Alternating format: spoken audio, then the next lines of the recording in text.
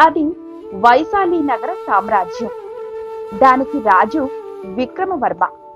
ఈ విక్రమవర్మ ఆస్థానంలో సోమయాజులు అనే వాస్తు పండితుడు ఉండేవాడు. రాజుగారు కట్టించే రాజభవనాలకి, ముఖ్య ఆలయాలకు ఈ సోమయాజులే రూపశిల్పి. ఇతను వాస్తు శాస్త్రంలో దిట్టే, కాని తనకన్నా గొప్పవారు ఎవరూ లేరని భావించే అహంభావి. ఒకరోజు సోమయాజులు మహారాజుతో సమావేశమై, మహారాజా, అన్ని హంగులతో కూడిన ఓ కొత్త రాజభవనం కట్టాలని తెలిపారు. దానికి సంబంధించిన పనులను ఎప్పుడు ప్రారంభించమంటారు మహారాజా? పక్క రాజ్యంలోని రాజు విజయసేనుడు నా చిరకాల మిత్రుడు, గురుకులంలో నా సహవిద్యార్థి. తన రాజ్యానికి అతిథిగా వచ్చి ఓ వారం రోజులు ఉండమని ఎప్పటినుంచో ఆహ్వానిస్తున్నాడు. రేపు అక్కడికి వెళుతున్నాను. తిరిగి వచ్చాక దీని గురించి మాట్లాడదాం. ఆ మరుసటి రోజు విక్రమవర్మ విశాల రాజ్యాన్ని సందర్శించి మిత్రుని ఆతిథ్యం స్వీకరించాడు.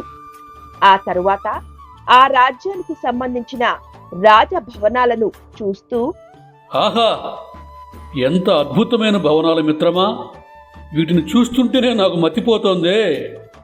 ఇంతకీ వీటి రూపశిల్పి ఎవరు విజయసేనా?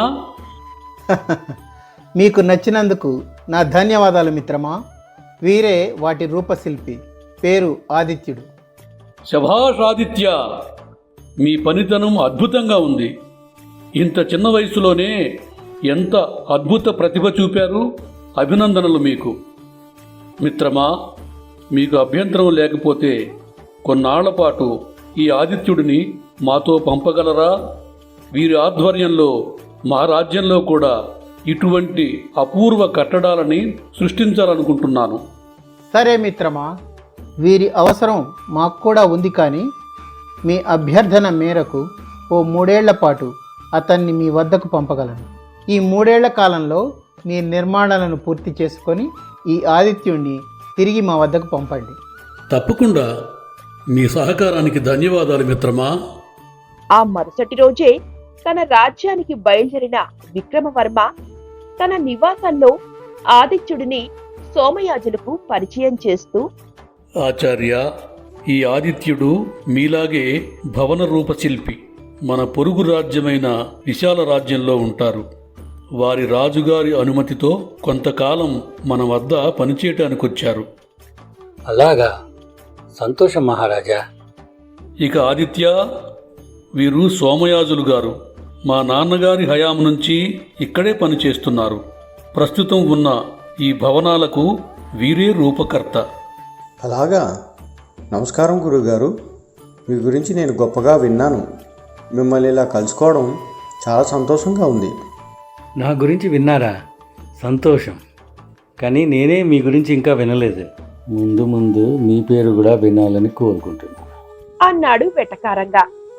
అతని మాటల్లోని వెటకారానికి ఆదిత్యుడి మనసు చివుక్కుమంది. కాని తన మనసులోని భావాన్ని పైకి కనిపించనీయకుండా చిరునవ్వు నవ్వి ఊరుకున్నాడు. మహారాజా, మీ కొత్త రాజభవన నిర్మాణానికి సంబంధించిన విషయాన్ని ఈ సమావేశంలో ఖరారు చేద్దామని సెలవిచ్చారు. గుర్తుందా? దాని గురించి మాట్లాడదామనే మిమ్మల్ని పిలిపించాను. దానికి తగిన ప్రణాళిక రూపొందించి ఈ ఆదిత్యుని సారథ్యంలో దాన్ని నిర్మించాలనుకుంటున్నాము. మీరు మన దక్షిణాదిన నిర్మించ తలబెట్టిన ఆ కోదండరాముడి ఆలయం సంగతి చూసుకోండి. ఈ మాటలతో సోమయాజులు ఒక్కసారిగా ఉలిక్కిపడ్డాడు. ఆదిత్యుడిపై అసూయ భగ్గుమంది. అప్పటికి రాజుగారి దగ్గర చిత్తం మహారాజా అని వినయం ప్రదర్శించి బయటకు వచ్చాడు. కాని ఆదిత్యుడిపై ద్వేషంతో రగిలిపోయాడు. మహారాజు కొలువులో 40 ఏళ్లుగా సేవ చేశాను. నా హయాంలో ఎన్ని గొప్ప గొప్ప నిర్మాణాలు చేపట్టాను. ఈరోజు వచ్చిన వీడిని చూసి నన్ను పక్కన పెట్టేస్తాడా? చూస్తా, వీళ్ళెంత గొప్పగా కడతారో నేను చూస్తా. ఇదిలా ఉండగా ఆదిత్యుడు మహారాజు కోరిక మీద తన పరివారంతో కలిసి ఓ చెక్కని రాజమందిరం నిర్మించాడు. భళా ఆదిత్య, మీ నిర్మాణ కౌశలం నాతో పాటు మహారాణి వారికి అమితంగా నచ్చింది. అలాగే మీ ఆధ్వర్యంలో మరో ఆంతరంగిక మందిర నిర్మాణం తలపెట్టమని వారి కోరికగా వెళ్ళబుచ్చారు. అందుకు తగిన ప్రణాళికలు సిద్ధం చేయండి. తప్పకుండా మహారాజా.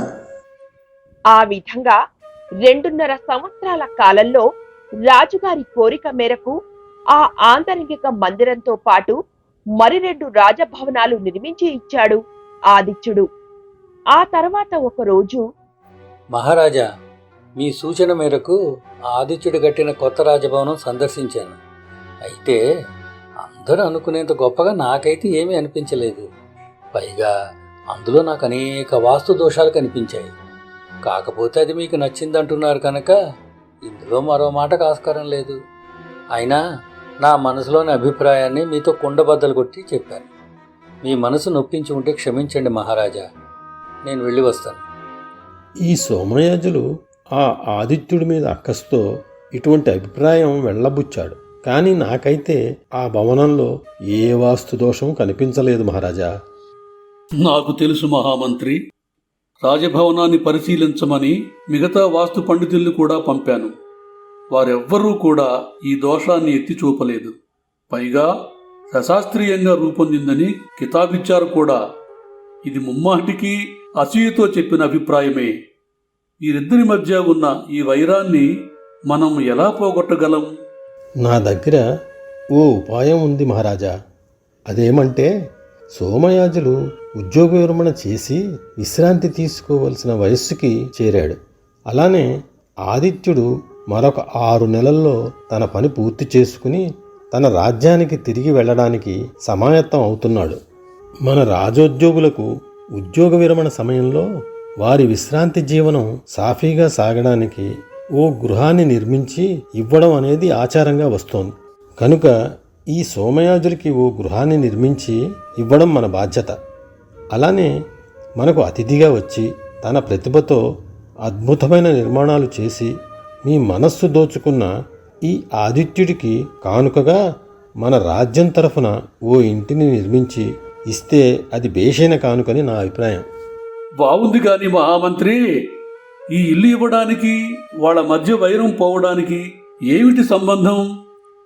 అదే చెప్పబోతున్నాను మహారాజా. ఆదిత్యుడి చేత ఓ ఇల్లు కట్టించి అది సోమయాజులకి, సోమయాజుల చేత ఒక ఇల్లు కట్టించి అది ఆదిత్యుడికి ఇస్తే వాళ్ళ మధ్య వైరం పోయి ఆ కృతజ్ఞతతో ఇద్దరూ స్నేహభావంతో ఉంటారని నా ఆలోచన. భలే ఆలోచన చేశారు మహామంత్రి. కాకపోతే దీనిలో ఒక చిన్న మార్పు. రేపు వాళ్ళిద్దరినీ విడివిడిగా ఓసారి నన్ను కలవమనండి. ఆ మరుసటి రోజు తనను కలుసుకున్న వారితో మహారాజు విక్రమవర్మ, ఆదిత్య, మా రాజోద్యోగులకు ఉద్యోగ విరమణ సమయంలో గృహాన్ని నిర్మించి ఇవ్వటం మా సంప్రదాయం. మరికొద్ది రోజుల్లో ఉద్యోగ విరమణ చేస్తున్న సోమయాజులకి మీ చేత ఓ మంచి గృహాన్ని నిర్మించి కానుకగా ఇవ్వాలని ఆలోచన.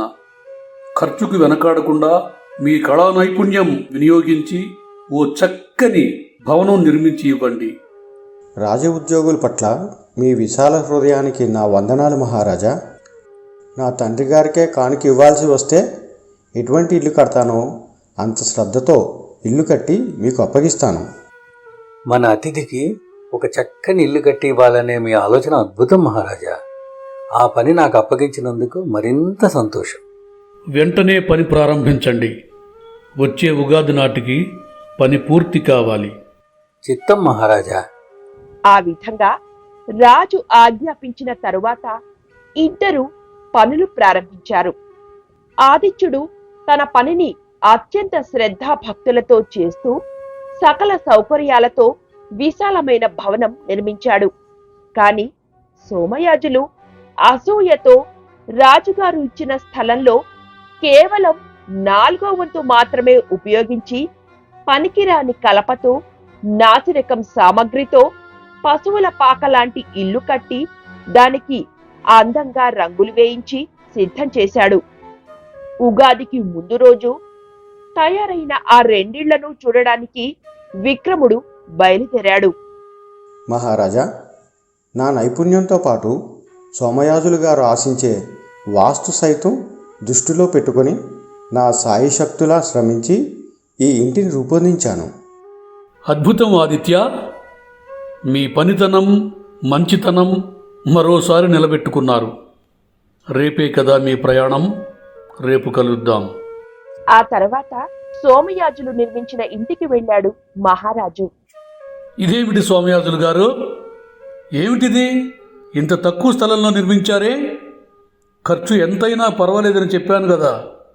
క్షమించండి మహారాజా, అంతఃపురాలలో నివసించే మీకు ఇది ఇరుకిలులా కనిపించడంలో ఆశ్చర్యం లేదు. కానీ నేనెంతో ఆలోచించే యువకుడైన ఆదిత్యుడు వృద్ధిలోకి రావడానికి కావలసిన సకల శుభలక్షణాలు ఆపాదించి మరీ ఈ ఇల్లు కట్టాను.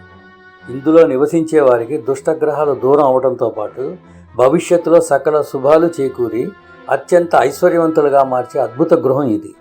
ఆ ఆదిత్యుడికి ఇవ్వడానికి ఇంతకంటే గొప్ప కానుక మరేది ఉండబోదు మహారాజా. మీరు ఇంతగా చెప్తున్నారంటే తప్పకుండా ఇది అద్భుతమైన ఇల్లు అయి ఉంటుంది. నాకైతే శాస్త్రం తెలియదు కదా. అన్నట్టు మీ పదవీ విరమణ రేపే కదూ? సరే, రేపు కలుద్దాం అని బయలుదేరాడు మహారాజు.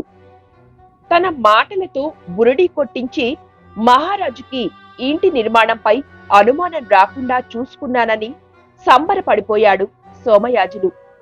మరుసటి రోజు, కొంతకాలం క్రితం మీ ఇద్దరికీ నేను విడివిడిగా ఓ పనిని అప్పగించాను. అదేమంటే, మీకు సమాన స్థాయిలో ఉన్న ఓ వ్యక్తికి కానుకగా ఇవ్వటం కోసం మీ శక్తి సామర్థ్యాలు, నైపుణ్యం ఉపయోగించి ఒక గొప్ప ఇంటిని నిర్మాణం చేసి ఇవ్వాలని.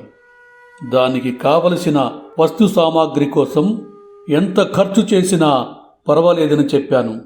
చివరికి మీ ఇద్దరూ కూడా ఆ పనిని చాలా సమర్థవంతంగా, ఎంతో విజయవంతంగా పూర్తి చేశారు. మీరు కట్టిన ఆ ఇంటికి సంబంధించిన ఎన్నో ప్రత్యేకతలు నాకు తెలియజేసి ఎంత శ్రద్ధతో ఆ ఇళ్ళు కట్టారో చెప్పారు. మీరు కట్టిన ఆ రెండిళ్ళు నాకెంతో నచ్చాయి. ఇక అసలు విషయానికి వద్దాం. ఆదిత్య, మా ఆహ్వానం మన్నించి ఎంతో విలువైన 3 ఏళ్ల కాలం మా కోసం వెచ్చించి అద్భుతమైన 3 రాజభవనాలతో పాటు నా కోరిక మేరకు చక్కని భవంతిని కూడా కట్టారు. ఈ 3 ఏళ్ళు నాకిచ్చిన మాట ప్రకారం మీకిచ్చిన పనిని విజయవంతంగా పూర్తి చేసి ఇప్పుడు మీ రాజ్యానికి తిరిగి వెళుతున్నారు.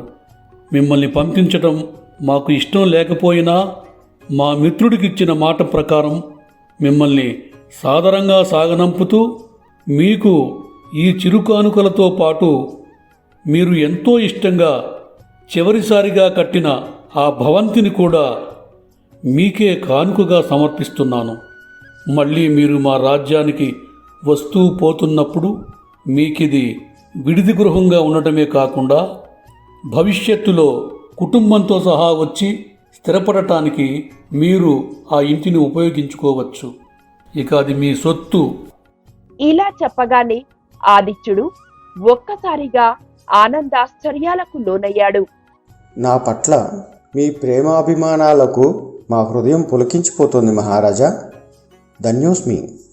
ఇకపోతే సోమయాజులు గారు, 4 దశాబ్దాలుగా రాజోద్యోగులుగా మీరు మాకు చేసిన సేవలు చిరస్మరణీయం. మీరు ఎంతో ఇష్టంగా కట్టిన ఆ ఇంటి మీద మీకు ఎంత ప్రేమో నిన్నటి రోజున మీ మాటల్లో తెలిసింది. ఆరోగ్యాన్ని, శాంతిని, ఐశ్వర్యాన్ని అనుగ్రహించే ఆ అద్భుతమైన ఇంటిని మీకే కానుకగా సమర్పిస్తున్నాను. స్వీకరించండి. ఇక ఆ ఇల్లు మీదే. ఈ మాటలు వినగానే సోమయాజుల నెత్తిన పిడుగు పడినట్టయింది. అసూయతో తను చేసిన పని తన కొంపే ముంచుతుందని ఊహించక దిమ్మెరపోయాడు. మంత్రివర్య, ఇక వీరిద్దరినీ సగౌరవంగా సాగనంపటానికి తగిన ఏర్పాట్లు చేయండి అంటూ ఆనాటి సభ చాలించాడు మహారాజు. ఇక ఆ ఇద్దరిలో ఒకరు ఎంతో ఆనందంతోనూ, ఇంకొకరు పుట్టెడు దుఃఖంతోనూ ఇంటి దారి పట్టారు.